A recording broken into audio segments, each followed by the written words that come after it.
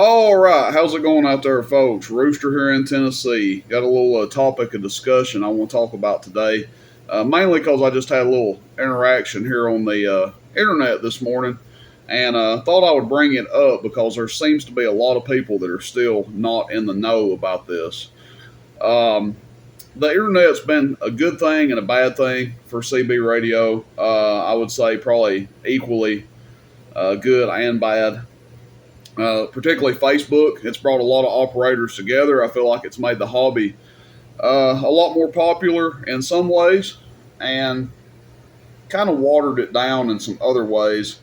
One of the unfortunate things about it is the amount of people that use Facebook and other internet outlets to scam folks.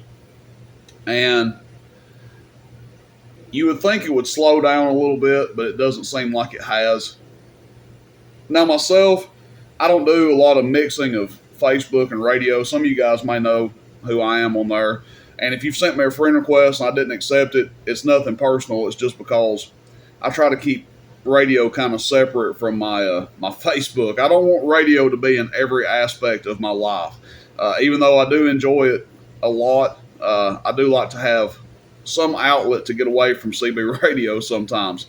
But anyway, talking about this, obviously the topic of discussion is scammers and scamming. So I figured I'd bring this up because there's a lot of people that are still getting ripped off out there, and there's a lot of things you can kind of look for when you see this stuff get posted up online, whether someone is legit or whether they're out to beat you out of your money. Now, I'm not talking about people that do, borderline unethical things like taking forever to ship, or some of these guys that are taking a year to build amplifiers and this, that, and the third. That's a whole different topic of discussion.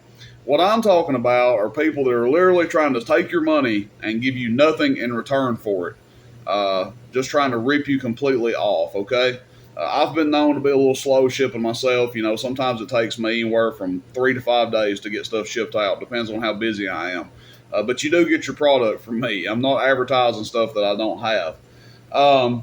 So anyway, I had an interaction on Facebook this morning in one of the very few groups that I comment in, and I wouldn't even say active. I comment in there every now and again that I watch kind of. Guy posted some stuff up, and he had a large variety of stuff. He had power supply, a couple Galaxy radios, Cobra radios. Seems like there was a Texas Star amp, and it was just a wide variety of items. And some of the stuff was priced what I would consider reasonable, and some of the stuff was priced what I would consider way cheap. So he had like a 100 amp power supply, truck CB sales power supply, one like $140 for. That was a red flag to me, for one. That's one thing that we'll talk about is when the prices are too good to be true. And that was one where I considered the price was probably a little too good to be true. Obviously, I sell 100 amp power supplies. They're in the ballpark of $400.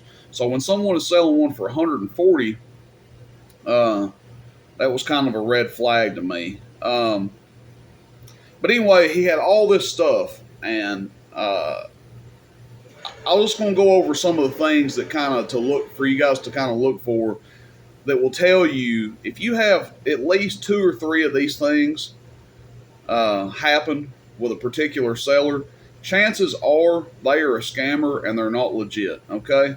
And there may be some stuff that I miss, but it's almost a guarantee if you see these things that this person is not being honest and they're being deceptive. Number one that jumps out is the payment method that they accept, okay? Used to, before I had a business account on PayPal, I would tell people to send me friends and family, okay? It's a little bit different. I guess I would consider myself pretty reputable. I've been doing this since I was, a little kid, and most people had no problem sending payment to my friends and family because, if I was beating people out of their money, here I am on YouTube. I wouldn't be able to last very long if I was doing that. But that's one thing that a lot of these scammers will do. They'll insist on you sending it PayPal, friends, and family, or they will want you to send it in an unsecured method that you have no kind of insurance or backing um, to cover you if they rip you off. So they'll tell you like Walmart to Walmart, um, PayPal, friends and family. I don't know. I don't think Cash App has any kind of protection. Crap like that. So stay away from that stuff. Tell them you pay on PayPal goods and services, and that's it. Or another secure way, maybe like Zelle Pay or something like that. There's all kinds of payment methods out there now that have protection on them. PayPal is always a safe bet. PayPal actually favors the buyer much more than the seller. I've had a limited amount of claims myself that I've had to fight tooth and nail when I was actually in the right and had a buyer trying to scam me. And that actually happens too. You have buyers that try to scam as well. So it's not just sellers that are out there scamming people. Bad enough you got to worry about people ripping you off, selling you stuff. You got to worry about people buying stuff trying to rip you off too.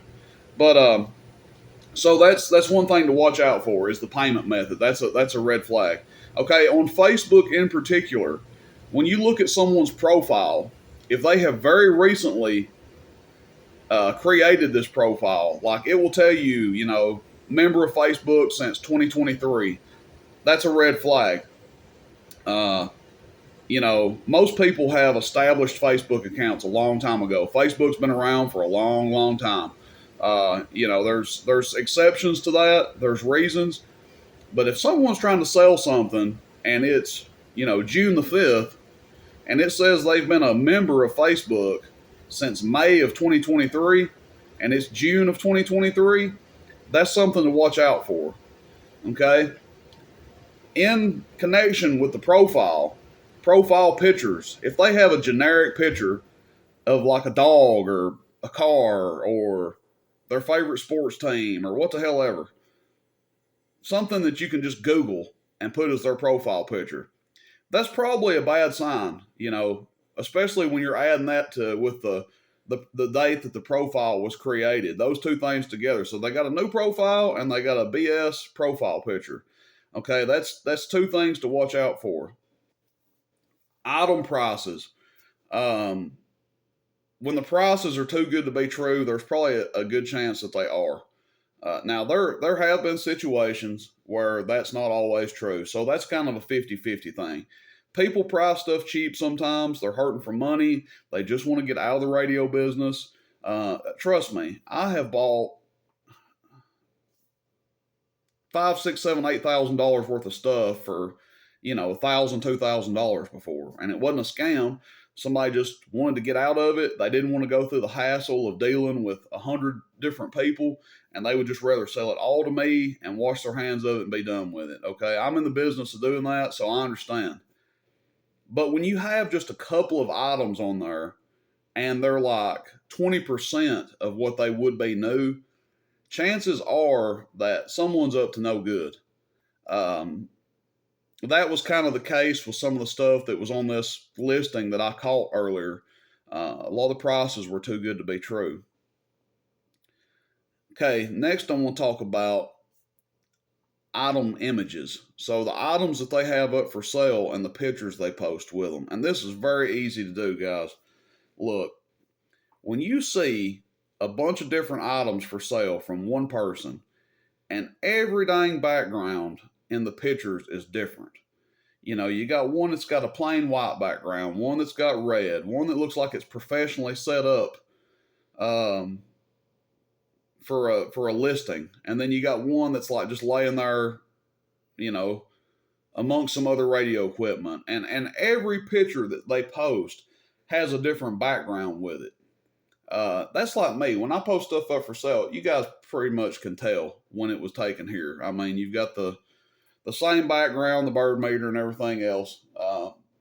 I've got a couple of different areas I take pictures of stuff in, but more times than not, the background surrounding the items is going to be relatively similar for most sellers. Now, that's not to say somebody doesn't take a picture of something on their dining room table and then they got a picture of something hooked up talking on it. That's a little bit different. You'll have that sometimes.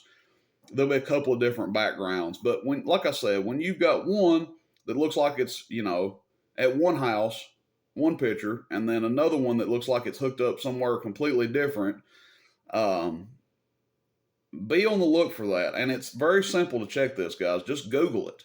Like the guy today, okay, so he had a Cobra 29 Army Strong, and that was one of the pictures that jumped out at me. The photo quality of it was kind of grainy, and I thought, it looks like a picture that's been saved off of Google. And it had a white background with it, Cobra 29 Army Strong, and he wanted like $120 for it, which that price is about what they go for, stock, used, rough shape, whatever. Nicer ones bring more than that, but it was reasonably cheap, I guess. It looked like a new radio in the picture, and lo and behold, I Google it, and one of the first 5 images that come up is a picture from Bell CB when they used to sell those things, and that was the picture that this jackass decided to steal and try to use to scam somebody. So when you see these images and you think, man, this listing, something's not right about it, it seems too good to be true, take 5 minutes and Google some of this stuff. If they have a Galaxy 99 for sale, Google Galaxy 99 CB, Galaxy 99 10-meter radio, and go through a couple pages of the images. Chances are, if it's a scammer, you're going to find one of the images right there. And you can do it with, any radio. It can be whatever. Like I said, it took me 2 minutes to look up that Army Strong and find that they had stole the picture from Bell CB and was trying to use that to fraudulently sell one to somebody.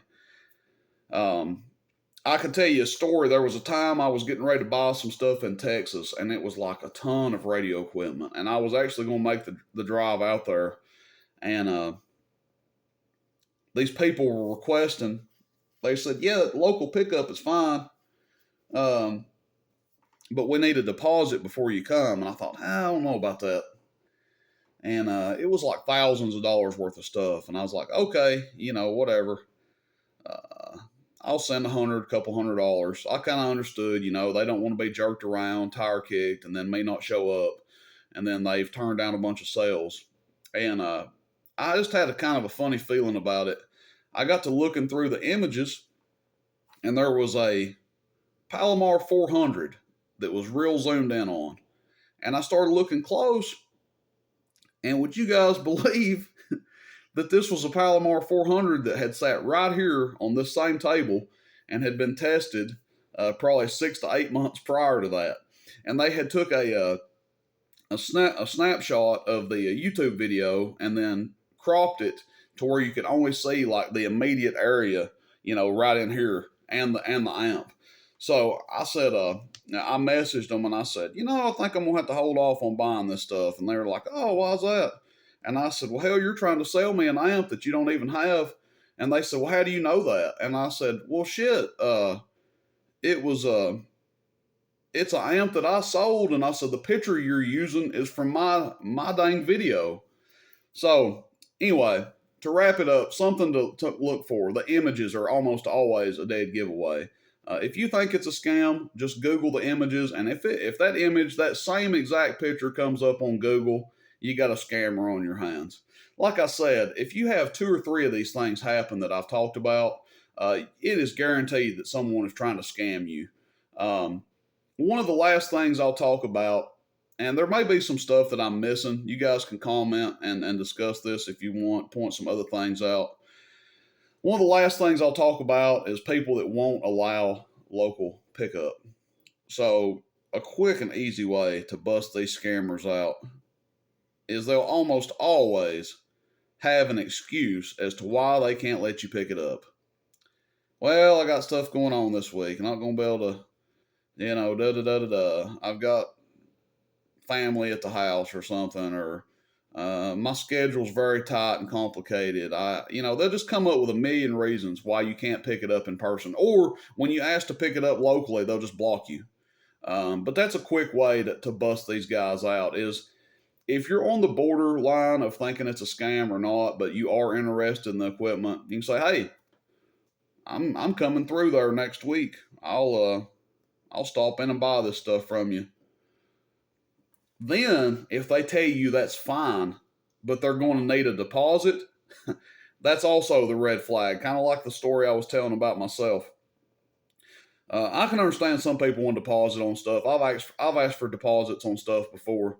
But if this is a completely unknown seller, nobody can tell you anything about them, and you're offering to pick it up local, and they ask for a deposit, something to be a little leery of. A lot of times I'll bust the scammers out. I won't even be interested in the stuff at all, but just to prove that they are trying to scam somebody, I'll tell them I'll come pick it up local, and that's a quick way to bust them out. I'm trying to think if there's anything else to really talk about with this, guys. I just want to do this video because there's a lot of people still getting taken advantage of out there, and trust me, there's other things I could cover as far as the radio business. There's actual sellers that are out there that do kind of unethical stuff with their sales practices. I'm not getting into all that. What I want to mainly focus on is the people that are taking money intentionally with no intentions of shipping any kind of items out. And like I said, it still amazes me to this day that people still get beat out of stuff, because you have, so many ways to protect yourself from being scammed. And the biggest one is paying with PayPal. Okay, I accept two different methods of payment, PayPal being one, and then number two, credit or debit cards. I send out invoices or payment links, and you can pay me directly with a credit or debit card. Now, myself, I don't generally take PayPal on amplifiers because of how lenient PayPal is with return policy. So, I sell you an amp and you keep it for 60 days and overdrive it and blow a transistor in it, and then you got to, you file a PayPal claim on me. So I don't want to go through all that. That's why I don't do PayPal on amps. I mean, just to be upfront, because as I've stated in the past, there's no warranty on transistors on amplifiers. So I stay away from PayPal for amp purchases for that reason. Generally, it's not a problem, but all it takes, look, the profit margin on amplifiers is so low. All it takes is like one or two people doing stupid crap like that, and it's you've lost money on like 5 amps if somebody does that, because the profit margin's so low. But anyway, that's a little off subject. Guys, I'm going to wrap this video up. If you can think of anything else to help people out with this, please comment and discuss it here in the comment section. As always, just want to do this video. Maybe, if it helps a few people from getting scammed out of their money, then it was well worth the time it took to do this video. Everybody have a good day. It's very busy over here right now. Lots of packages going out. Lots of stuff sold over the weekend, so always grateful for that. Everybody have a good one. Rooster in Tennessee, roostercb.com. Questions, comments, shoot me a text, 423-299-3535. And also, I may post some of this stuff under the blog section on my website. I haven't been active on that, but I need to start posting like informational stuff like this on there. So you can always check out the website there, and I'll start trying to post some FYI stuff on there. Maybe help some people out. Everybody have a good day. Rooster in Tennessee. Catch you guys out there. See you. Bye.